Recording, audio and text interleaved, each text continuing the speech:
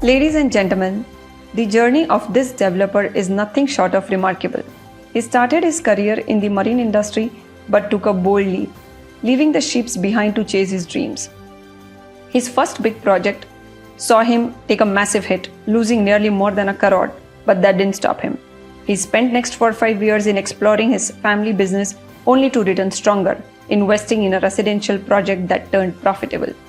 And today, he's setting his sights on something even bigger, building one of the tallest residential projects in Pune's rapidly growing Baner area. A true visionary with a relentless go-getter attitude, he is shaping skylines and pushing boundaries. Please join me in welcoming Mr. Anup Jhamtani. Let's dive into his incredible journey, gain insights into real estate world, and pick up some valuable entrepreneurial lessons along the way. I welcome Anup to the show. Hi. How are you? Hi, good morning. I'm glad to be here. Thank you so much for coming here on Sunday especially. This deserves a special thanks. My pleasure. Sundays are the only days that I can spare out of my business. So yeah, thank you for calling me on a Sunday and accepting a Sunday to work on a Sunday for yourself. Oh, sweet. Thank you so much. Yes.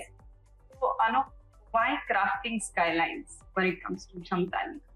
Why that is the prime focus of your company? So as the urbanization increases and the new laws are in place, unified laws are in place, you will see that the skyline of Pune will completely change. No more are you going to see small structures, you're going to see high rises. Currently, we are ourselves building two structures which are over 130 meters, 140 meters also. And any city is defined by the skyline that we see. The first thing that we see when we enter a city is the skyline. Skyline is something that everybody talks about, and it is something, when I had been to New York for the first time, I remember only taking pictures of buildings, and then when I came back, and in those days we used to have those, negatives and positives getting done on film roll, and when nobody knew what I clicked, and when I came back and all those photos were printed, and my family said, "Did you even click a single photo of any human being, or you have only clicked the skyline of New York?" I said I was really, really intrigued by the way, I could see the tall structures all around the city, and one building was better than the other. And every time I entered a new street, I saw something more phenomenal. And I thought this is something that is really, really what I am passionate about doing in life, and crafting a skyline which Pune deserves. And that is why Jhamtani Crafting Skylines.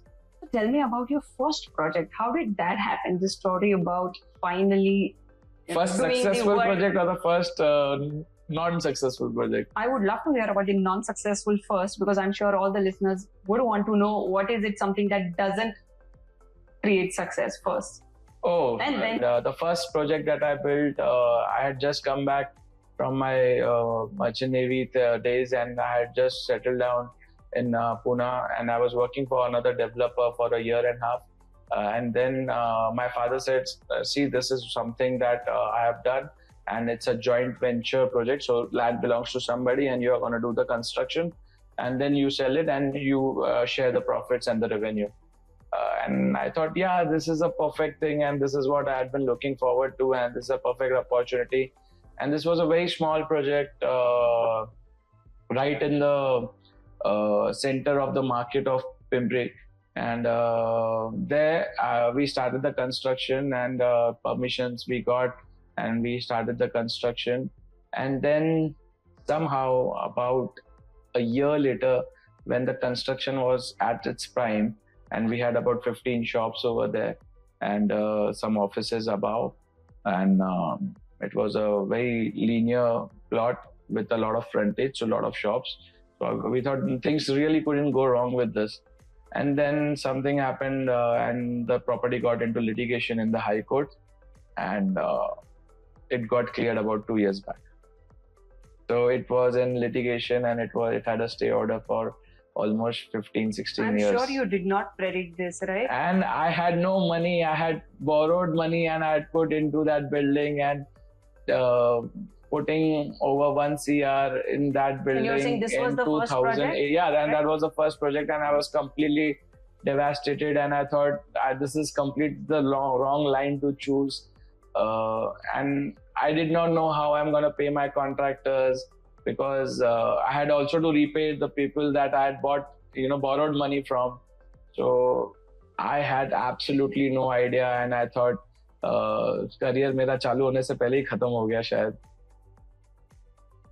Yes. So how did you overcome that? So yes, I was really disheartened, and I thought this is the end of the world. And I went back to my dad and I said, "You are the one who's got me into that project." And when things are not going right in your life, you start blaming others. And so my mom happened to step in, and she said, "There are things you can't control, and there are things you can't control. So assume that this is thing you can't control. What are you going to do next?" So I said, "Yes, let's focus on the brighter part."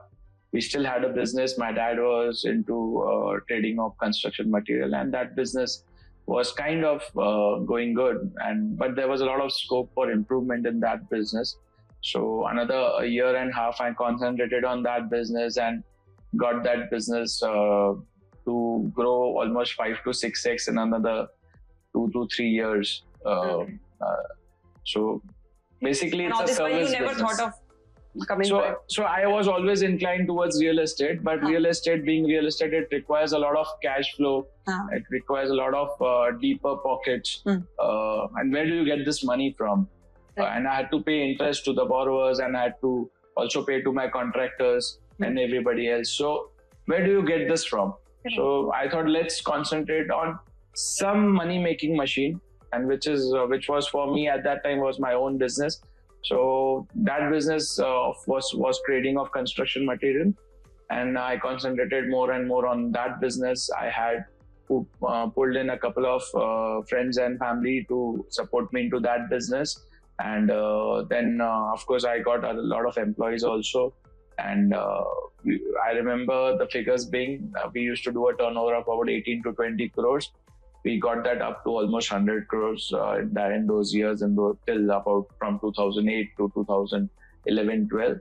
And once that business once that business was set, and so it was a service industry. I used to attend almost 500 calls a day.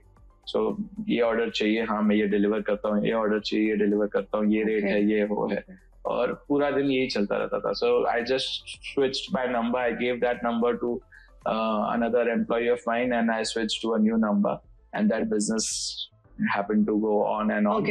And that business is still on. We still have that trading vertical. Of course, I don't look into that business anymore except for the finance part of it. But that business is still on. But that is what gave me some leverage to raise some money, and then I started on my real estate with another real estate project, which was a hit. The second one was a very big hit. We will definitely come to that soon. But just to understand a little more deeper about this period, you said it's between 2007 to till 2011. What was the real estate market scene then? Considering the commercial space, especially because you started with commercial. Yeah, so those commercials did not really sell because of the stay order. And also, if you remember, in 2008-9, there was Lehman Brothers crisis. Correct. So of course, there was definitely a very big slowdown all around. Being said that, the next project that I did was again in the hub, in the suburbs of Pimpri, and it was really a very good project with 30 3 and 4 BHK apartments and another 17 retail shops, and it did splendidly well.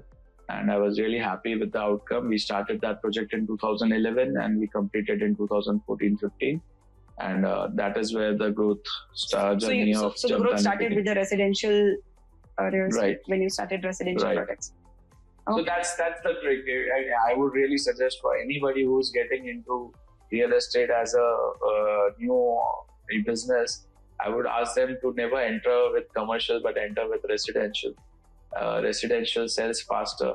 It's a basic need of any person to have a house, and if your location and your construction quality and approvals are in place, I don't think that's huge, because commercial is always big rewards but huge risks. And when you are an amateur, you are just entering into a business, you should not start with a commercial. You should start with residential. Residential is maybe low profits but definitely much lower risks.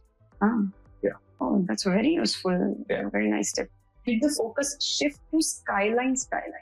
When you say crafting Skyline, was it like from the first project you were trying to focus on the Skyline part of your project? Not really. If I would say that, I would be lying. See, things have kept on changing. Pune market has kept on evolving in the last 10, 15 years that we have seen. The Pune market was so unorganized. Until a decade back, we did not even have big players like Godrej or the Mahindra or maybe something like Loda coming into Pune. 10 years back, you didn't see them around in Pune. Now you see, all these big players, corporate giants are entering the real estate industry. It's becoming super competitive, right? Yeah, it is, but they are entering here because of the changing norms. They are entering into Pune because Pune has entered into that top 10 cities of India selling in Pune. I don't know if you know this, but Pune is on the top selling city of entire India in terms of number of units. Correct. So people see that there's a lot of potential in Pune, and hence they have come. And now with the changing laws, changing DCR rules, development control rules, you see a lot of high-rise structures coming in, and hence we saw that the laws are changing and the development control rules are changing, and now we will really get to craft a skyline. And that is when I think we coined this term in 2019-20 when we knew that unified laws were coming into place and they will be applicable in Pune. So that is when we rebranded ourselves, and we said instead, so we used to call ourselves Jhamtani Group earlier. So we just coined it as Jhamtani Crafting Skylines. Correct. What are the challenges in making high-rise buildings? Oh, there are n number of challenges. People just tell me about the financial challenge and the technical challenges. I think these were very important to understand. So there are n number of challenges. Of course, the first one of them being high construction costs. So people think, I've said this n number of times before, people really don't know that, the more higher you go, the more construction cost per square foot rate rises. Not only does the whole cost, but the per square foot rate for a 7-story building can be as low as maybe 2,200 rupees a square feet. And for a high-rise building, it can be as high as 5,000 to 6,000 rupees per square feet. Okay, why does that happen? So the higher you go, the more steel is required, the more concrete is required. Your footings need to be stronger. You need to go deeper. You need more resources. You need to, and travel time and everything increases. And the lifts have to be higher speed. The MEP needs to be better. The pumping systems need to be better. It's not easy. Lovely. Yeah. Which project of yours you think has exceeded expectations? In terms of execution. So we have done a couple of projects. When I was doing my first high-rise structure, 70-meter, 21-story building in Hinjawadi, and that was in 2016. And there's a very funny story. I was telling my one of my consultants, boss इसमें तो मुझे उसके साथ ही काम करना है जिसने आज तक 21 माले की बिल्डिंग बनाई हुई है, उसी वेंडर के साथ काम करूंगा. I will not take any risk. So he was working with me since my very first project, and he knew me for last 6-7 years, and he came to me and he said, Anoop sir एक बात बोलूं क्या, आप भी तो पहली बार ही बना रहे हो 21 माले की building. So and that hit me, and he said, see, it may be that somebody may not have worked on a 21-story building, but then you can always hire resources. You can always hire people with knowledge who have done that. Correct. And he said, see, I have got this person on board who has already delivered. So you need a different skill set to make a definitely. Because a lot of things change when it becomes a high-rise structure. A lot of things change, and people who may not have had experience of doing that,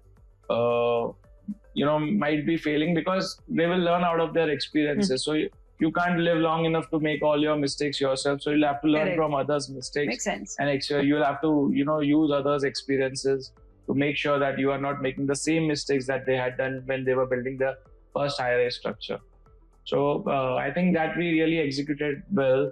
And which was this project was called Ace Augusta in Hinjawadi Phase 2. And we delivered it by 2019-20.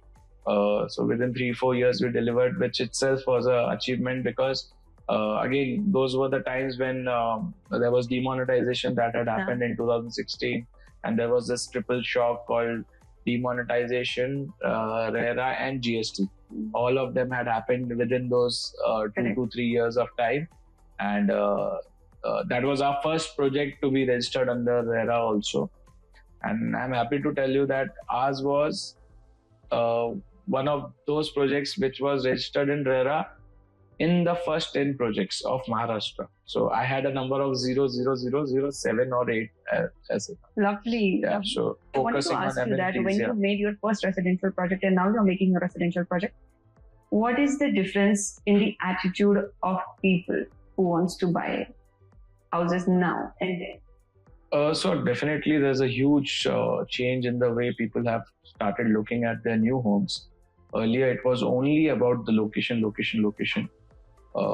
Being said that, even today location is the paramount reason for them to choose a project. But being said that, they would also look at all other checkboxes like amenities, green spaces, availability of a gym or a yoga room, availability of spaces for senior people to spend their time. So all of these combined, I think this is what the new era customer is looking at. Paramount, we see that what the customer in that area would be willing to shell out, and what is the best that we can do to make sure that we are justifying his spend. Tell me about post-possession. You offer services of post-possession. Also, not every developer does that. Is it correct? Am I correct? Yeah, that's true.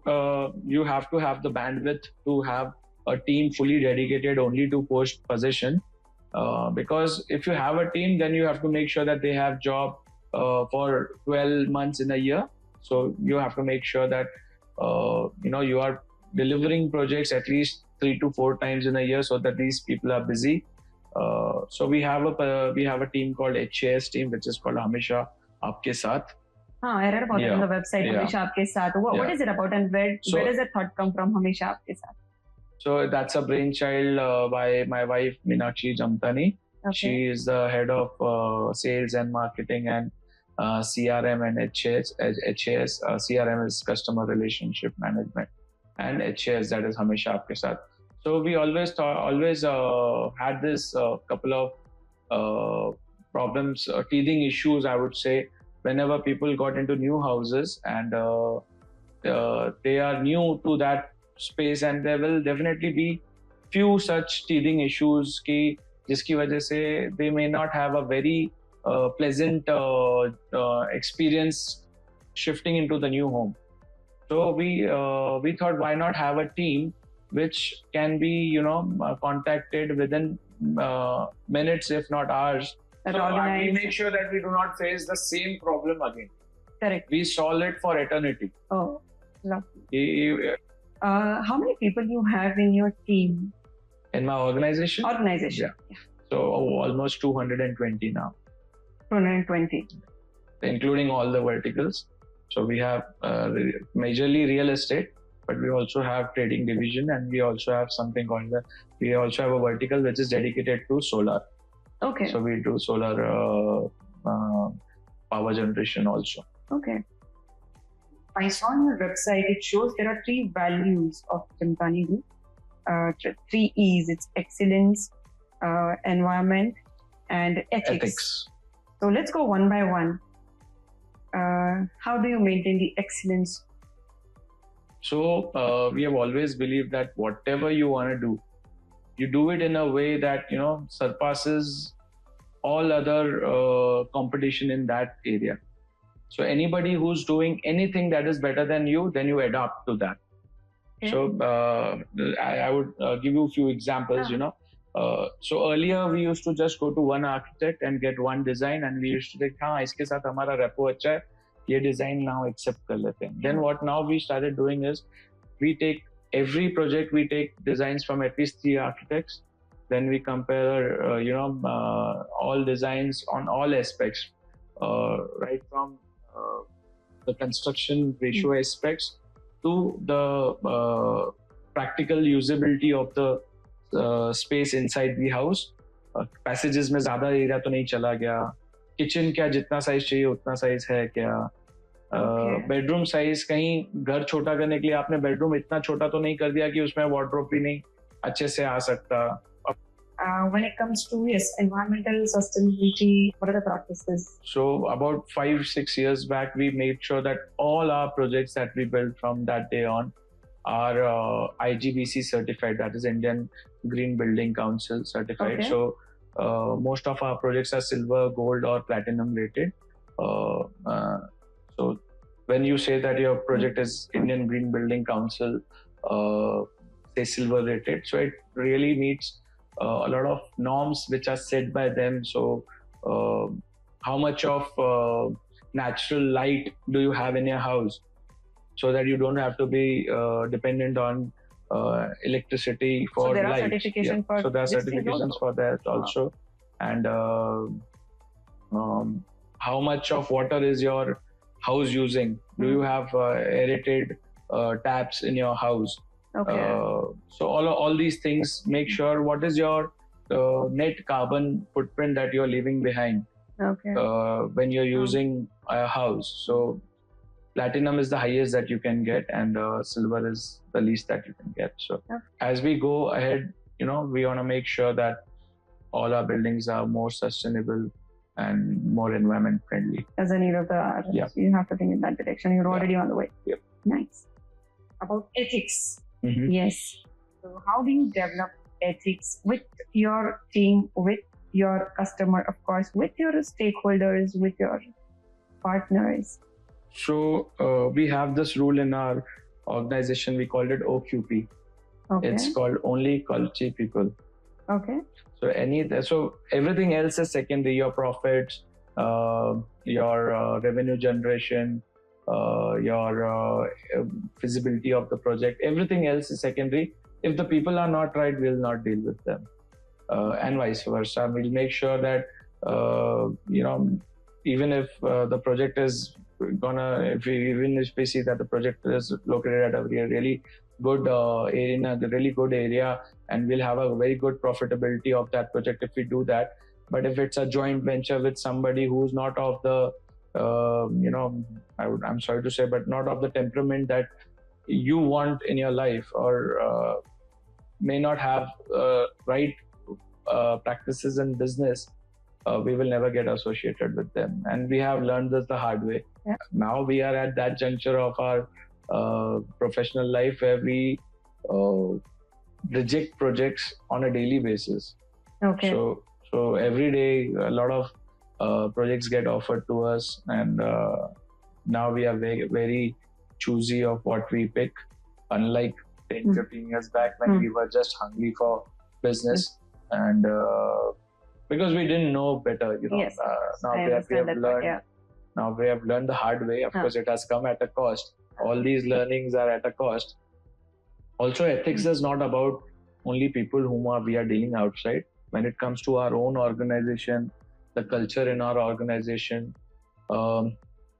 we are of the firm belief that skill set can be acquired, but ethics cannot be acquired. Right. So ethics has to be primary.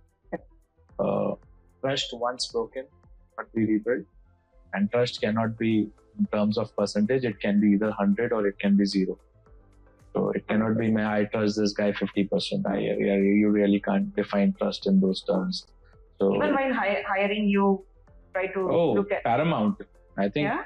Tell me about hiring. What's your first priority when hiring a candidate for your organization? When people sit with me for interview, the first thing that I see is how long have they been loyal to any one company that they have previously worked with. Okay. So one thing that I see in anybody's resume is that how long they have worked with the previous company, and how well or how badly they speak about their previous company. Okay. So anybody who cannot speak good about their previous company will never speak good about your company also. So the only reason that I think people should switch from one company to another is where they think that their growth is being limited, and they have more potential, and they can, work in a better, given a better platform, they can, they have more potential to explore and more potential to grow. And only people who are looking to switch for growth and to work on a larger scale of projects with more responsibilities should switch, and not for any other reason. Money and all will come automatically. Once you have more added on responsibility, once your output is justified, I don't think any entrepreneur or any businessman in this world would be underpaying if you can justify your salary. Correct. Yes. Okay, I would like to come back to that incident about the marine engineering thing before I forget. So there's a story, we want to hear it from you. The day when you finally switched from marine engineering, maybe to not real estate, but you dropped out marine engineering completely. Go over it in a short span of series of events. So, as I told you, I was really upset with not being able to socialize with a lot of people on board a ship. And in 6 months, I realized that I don't want to continue this career no matter what. And in the middle of the night, I just happened to throw my bag from the ship to the port, and मैं रात को ही गायब हो गया वहाँ से. पुराने ज़माने की बात है ये, मतलब almost 20 years back, 19-20 years back. So वो ट्रेन भी मतलब एकदम लोकल ट्रेन थी जिसमें भेड़ बकरियां सब कुछ थे, कोई लेके जाता था वहाँ पे. तो और मैं उसमें चढ़ गया और मैंने 10 रुपए की टिकट निकाल के कोलकाता पहुंच गया. एंड मेरे पास 6 महीने की सैलरी थी और मेरे कार्ड में था. तो आई थॉट कि मेरे पास तो बहुत पैसा है. तो 5-6 लाख रुपए थे. मैंने बोला बहुत कमा लिया हमने, तो चलो अभी तो चलना ही है. एंड मैं सबसे पहले चला गया एयरपोर्ट डायरेक्ट, बिकॉज मैं बोला अभी तो अपने पास पैसा है, हम ट्रेन से नहीं जाएंगे, हम तो प्लेन से जाएंगे. कोलकाता एयरपोर्ट पे पहुंचा. मैं बोला मेरे को पहला फ्लाइट दे दो पूना का. पूना का कोई फ्लाइट नहीं होता, बॉम्बे मिलेगा. तो ऐसे हाँ ठीक है बॉम्बे का दे दो. बॉम्बे में वो तभी नहीं होती थी flight Poona to Kolkata.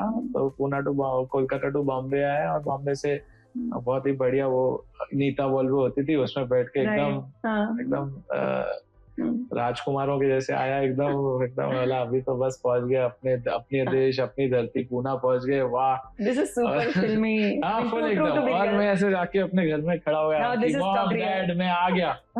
And 2 minute के लिए मम्मी खुश हुई. डैड तो पहले से ही अपसेट थे, ये तो 2 साल के लिए गया था, आ कैसे गया. पहले ही 4 साल का इसने इतना खर्चा किया. Marine engineering was not cheap, it was expensive first, but I had कि मैंने 4-5 लाख रुपया खर्चा किया है मरीन इंजीनियरिंग पर, 5 लाख रुपए कमा लिए. सो आई एम ब्रेक इवन. तो मैंने बोला पैसा तो वसूल हो चुका है, अब इससे ज्यादा काम करने की जरूरत नहीं है. Dad was really upset because he thought that I'm a loser, and for one thing that I had studied for 4 years and I could not do a job even for 6 months, and I have just come back without giving any prior notice. मतलब भाग के आया है. Exactly, हाँ. Were you always this sorted? Who, me? हाँ. I am still not sorted. Who said I am sorted? I always believe that you become a better version of yourself every day. Tell me one thing about your personal traits. What is it? Tell me one personal trait when you are not in a professional setup, like you're probably you're socially interacting with your family, your friends, and at what point does anybody comment that ekdam builder jaise bola aisa? What is that is like in you, which is personally and professionally both? I think the go-getter attitude. कर देंगे, हो जाएगा. अच्छा. I think that is where definitely, because see, when we are selling any new project, we are basically selling plans on paper. Correct. First you're selling dreams. You are believing in my belief that I will deliver. Correct. I'll perform and I'll deliver. That's the thing with that's the nature of this industry, I guess, that it is the developer identity, developer reputation that people invest in more 100%. Than the 100%. Why is that so? So tell me one industry other than real estate where you are paying in bits and pieces for something that is not even ready. Say if you were to buy a car, क्या आपको ऐसा हो सकता है कि आज आपने tyre का पैसा दिया, कल आपने इंजन का पैसा दिया, परसों विंडशील्ड का पैसा दिया, और अब गाड़ी तैयार होके आपको मिलने That's a very good analogy. Huh? वो ऐसा कभी नहीं होता ना.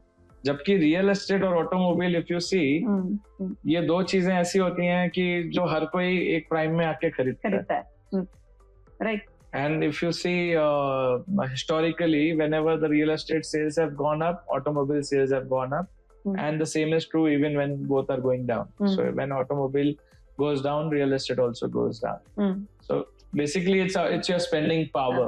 So if you have spending power, these are the two things that you buy, which really give you a lot of luxury and that feeling of that you have achieved something in life. मेरा घर हो गया, गाड़ी हो गई, और क्या चाहिए? घर हो गया, गाड़ी हो गई, तो life settled. This is what everybody thinks of, and but unlike automobile, you start paying for your house when it is not even built.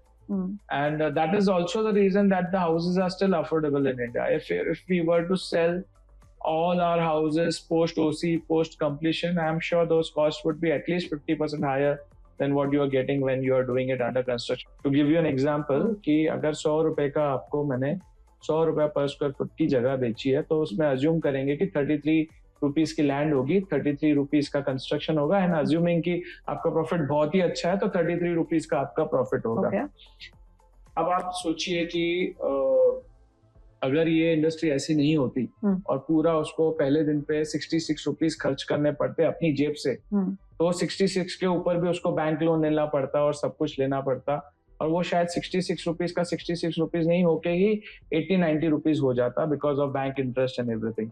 और उसके ऊपर अगर उसको 30-40 रुपीस, अभी उसका इन्वेस्टमेंट 60 की जगह 90 हो चुका है, 66 की जगह 90 या 100 हो चुका है, तो उसके ऊपर वो अपनी प्रॉफिटेबिलिटी रखेगा.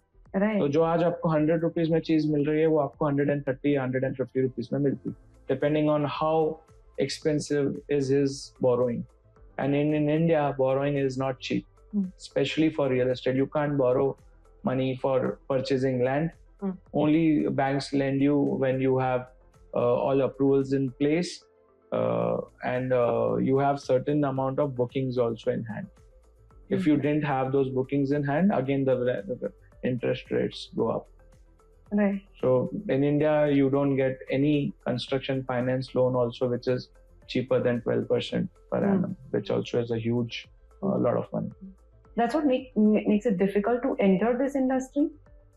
Definitely entry barrier to this industry, other than funds.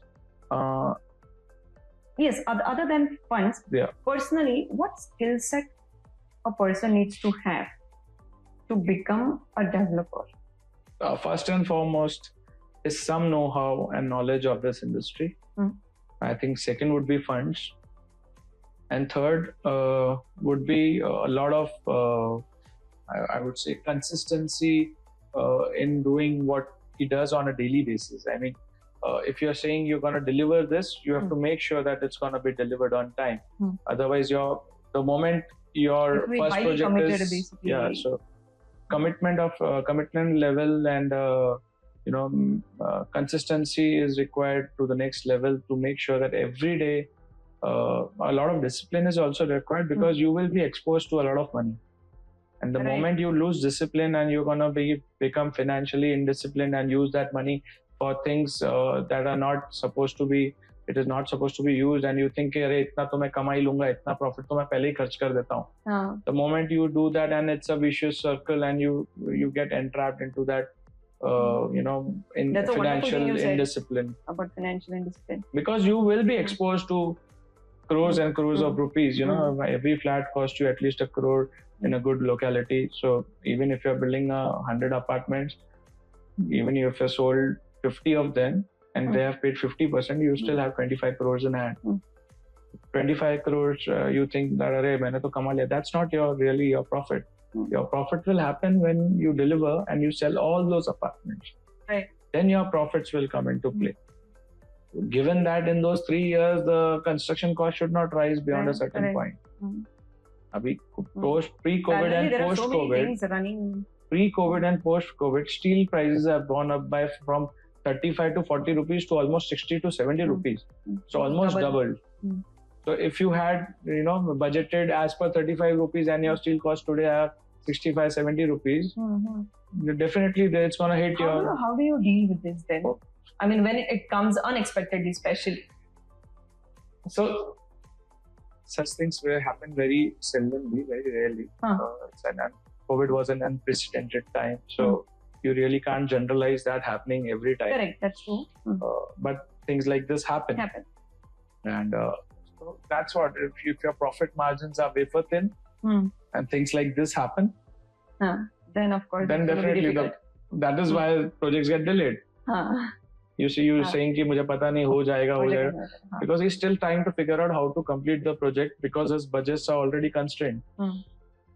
So you have to lock a lot of budget. So for me, what we do is we make sure now that moment we launch a new project, we make sure at least the FSI cost of the project is locked. Okay. So when I say that, a lot of people may not be able to understand this because they are not from this. So FSI is floor space index cost. So one is your land cost, one is your approval cost, and one is your fungible FSI, which is fungible floor space index, which depends on a lot of paid TDR. TDR is transferable development rights. So you have to get TDR, you have to get paid FSI, you have to pay approval charges, and then your building is stamped and sealed saying that हाँ अब इस पे 25 माला बनेगा. Okay. So day one पे हम maybe make sure that we purchase all of that and make sure that the FSI cost is locked. Okay. So a lot of things that you can't lock. Construction cost you really can't lock. Finance cost depending on your sales you can't lock. Sales velocity is really not in your control. If tomorrow the market goes down, you don't have it. You will not be able to sell as per your plan that you had thought कि हाँ 6 महीने में मैं 50 apartment तो बेच ही दूंगा. Right. वो कभी होता है, कभी 100 भी बिक जाते हैं, कभी 25 भी नहीं बिकते. So your finance cost goes up and down. Transparency. How do you maintain transparency in this industry where probably it was always lacking, especially in real estate? Transparency was always lacking. So before the customer asks कि अरे क्या चल रहा है project पे, we have this monthly bulletin that we print, and we also have a soft copy because these are the days of everything happening on soft copies and mobile phones and everything.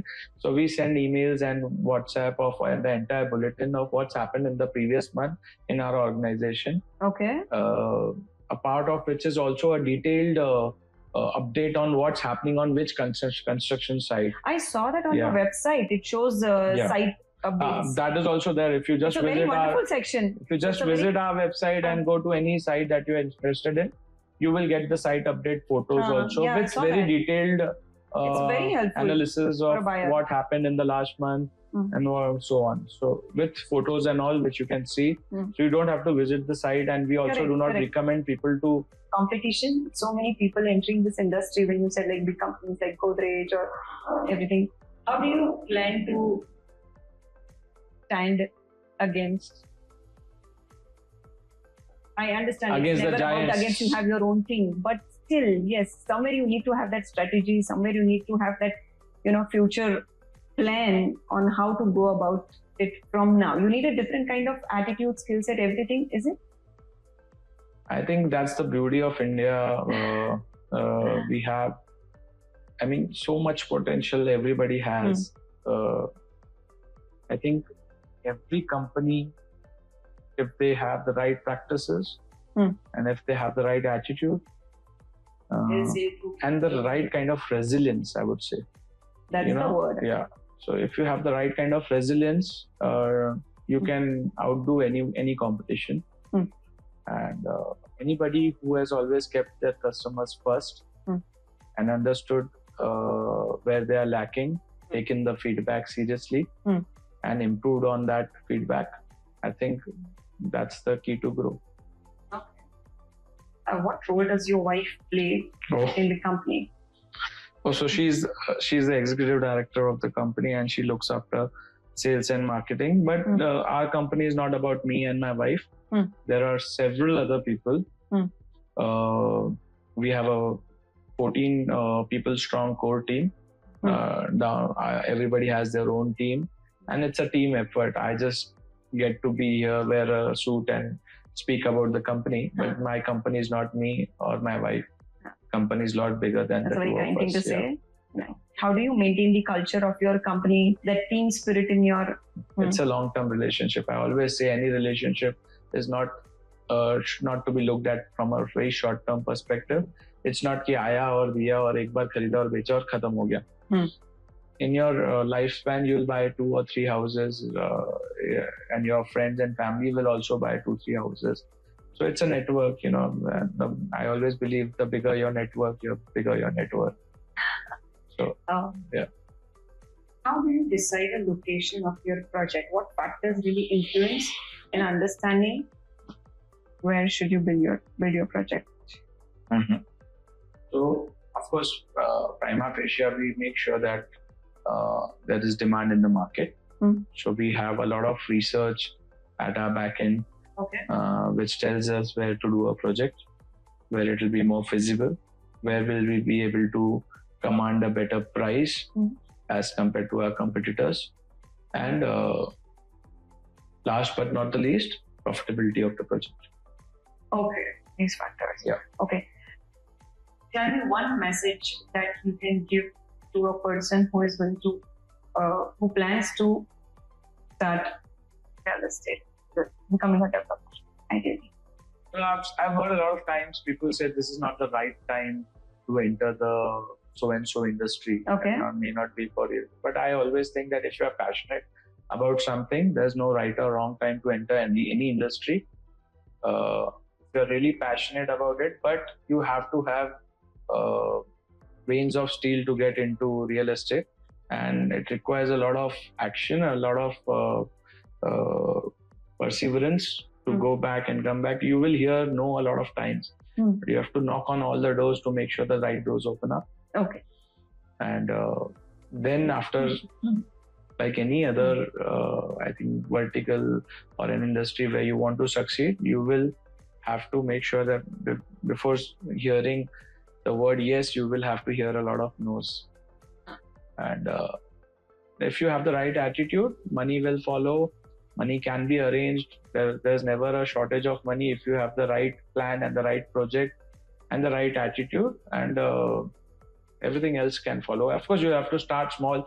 On day one, nobody's going to come and give you 100 crores or 10 crores for that matter.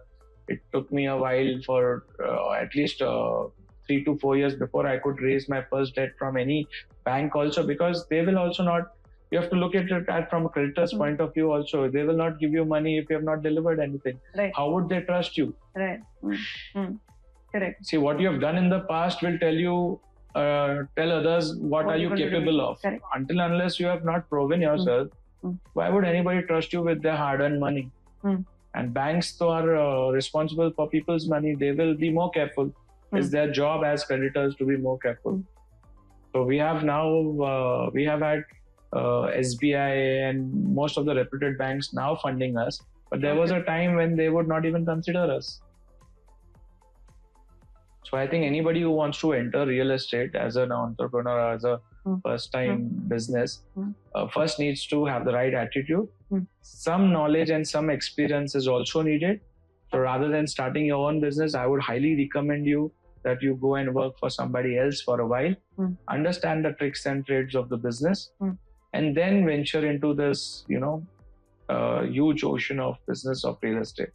I've seen like a lot of people come into real estate and fail because their entry point is first of all wrong, and they take a bigger bite than what they can swallow.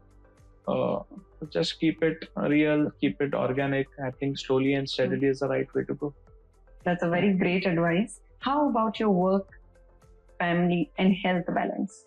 Like you rightly said, balancing is very difficult, and a lot of people try to manage their time. I would say rather than managing your time, you should manage your energy. So manage your energy. That's a very well way to put it. So manage your energy only on things that really, really need you. Anything else that you think even anybody else can do it at 80% efficiency, I think you should delegate it.